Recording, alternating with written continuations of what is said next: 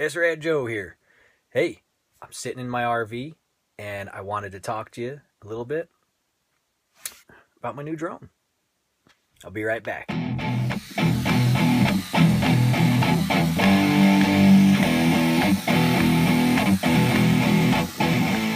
this quadcopter, it's made by Holy Stone and it's the F181. So these quadcopters are also known as drones, which is the most common term used for them. They're also called unmanned aerial vehicles. And so nowadays, if you own a drone and you want to fly it and fly it legally, you must go to the FAA website and register your drone if it weighs over a certain amount. And this one, however, it does weigh a certain amount, so yes, I did register it. And registration, I think, is $5 now. Unless you already registered it before. When it first came out, you had like 30 days or something like that, and basically you get your $5 refunded to you. But other than that, let's go over the F181.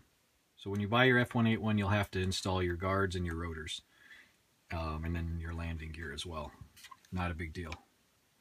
Comes with the hardware that you need to install it, and this little screwdriver. So it also comes with a couple batteries and a USB charging cable.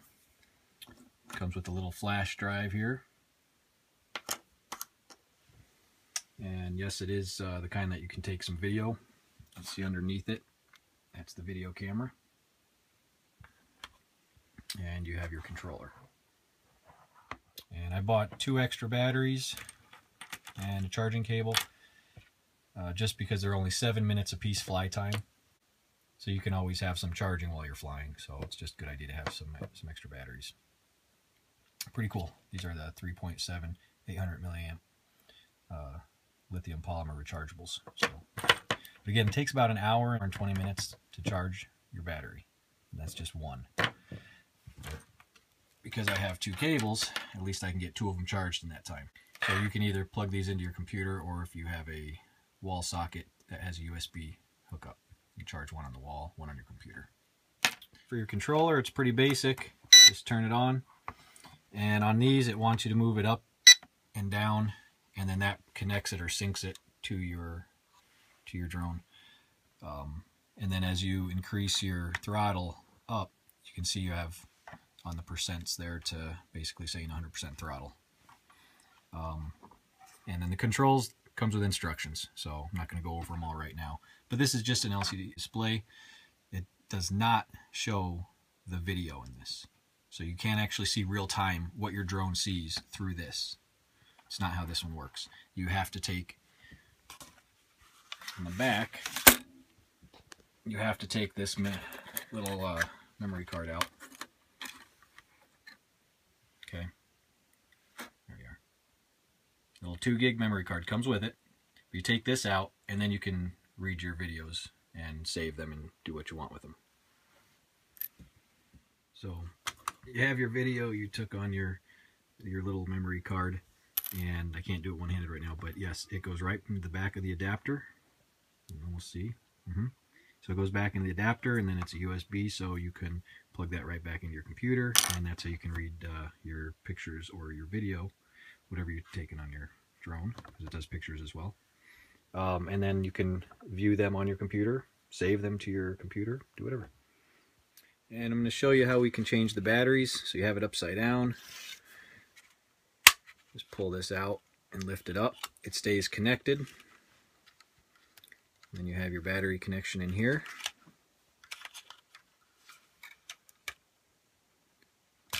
Just disconnect it. And you slide it up and out.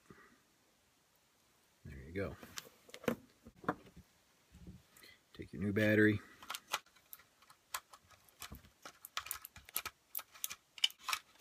Trying to keep this in the frame while I do this. Not that easy. Connect it. Push it back in there.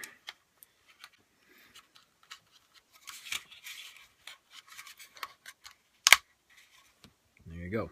It's ready to go. keep your little memory card in there. It's fine. Cool. Alright, that's it. Then you're ready for 7 more minutes of fun. I have to say, it takes a while getting used to flying the drone.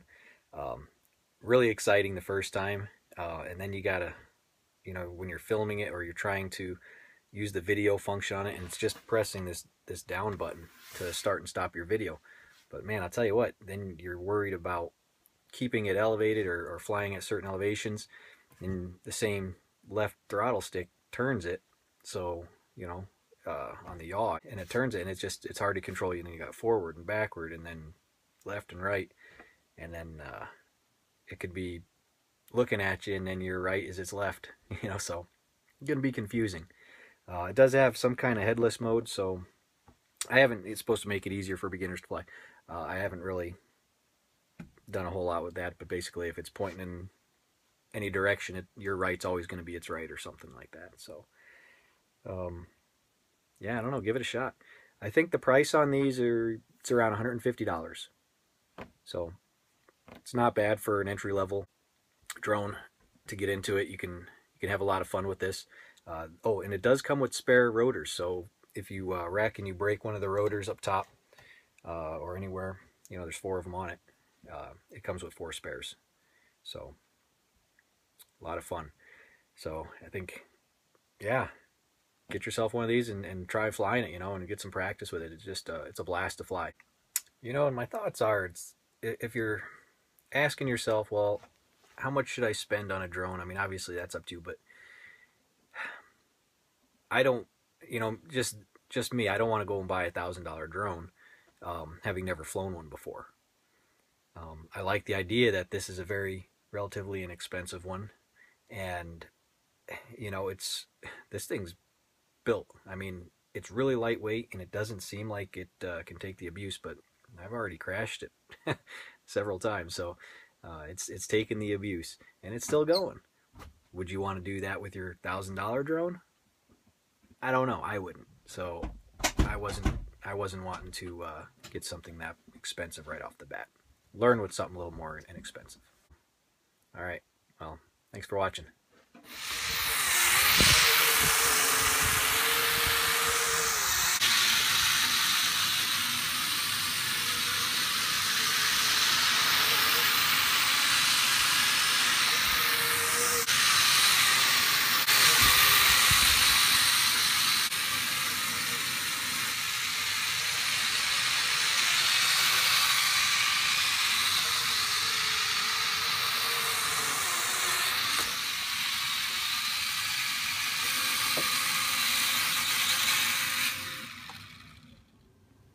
You can see when the lights are flashing, means the battery's dead.